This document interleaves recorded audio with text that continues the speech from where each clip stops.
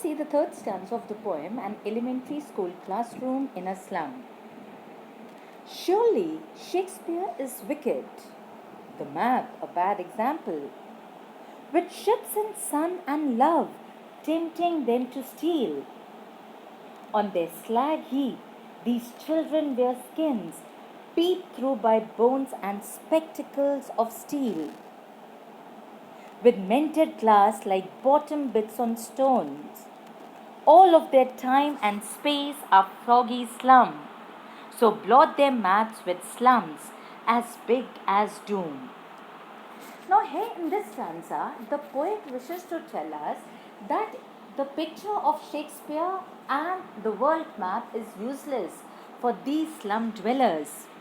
They do not hold any interest for these children, nor do the world map shows of the rich does them any good. The world, if we see the world's map, the world is filled with attraction. Beautiful ships, the warmth of the sun, and love are such beautiful things. But these children are deprived of all these things. These maps and the picture of Shakespeare on the wall tempts, instigates them to steal. They also want to see the beautiful ships, or they also wish to enjoy the beautiful ships, the warmth of the sun and love. But they are not able to do so. So they are tempted to steal them. They try to run away from their miserable surroundings. For lives that slyly turn in their cramped holes. That means it is these slum children who want to enjoy the warmth of the sun, who want to enjoy the meaning of being loved, who want to enjoy the seas, the world which is filled with attraction, the warmth of the sun, everything. But due to their miserable conditions, due to their living in the slum area, they are not able to do so. Because again, after their class ends, again, they secretly turn into their cramped holes. Cramped holes here refer to the unhygienic places there, slum, from fog to endless night. That means their future is filled with uncertainty. Their future is unclear. From fog, again the usage of the poetic device alliteration emphasizes the unclarity in the lives of these children.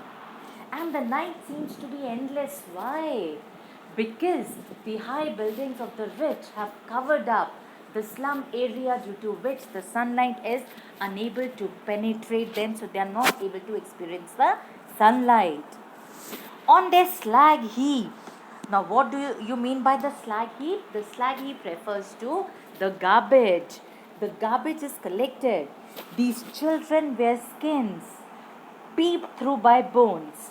They are not wearing the skin, but actually wearing skin refers to that these children are undernourished.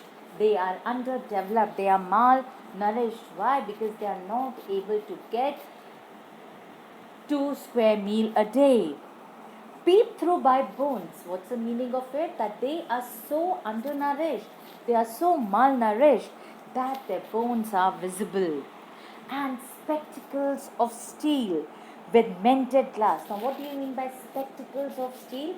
That these children are so poor, rather the people living in the slum, they are so poor that even if they have the weak eyesight, they will not be able to purchase the glasses. In other words, because they are underdeveloped, because they are malnourished, they suffer from weak eyesight. With mented glass like bottle bits on stones.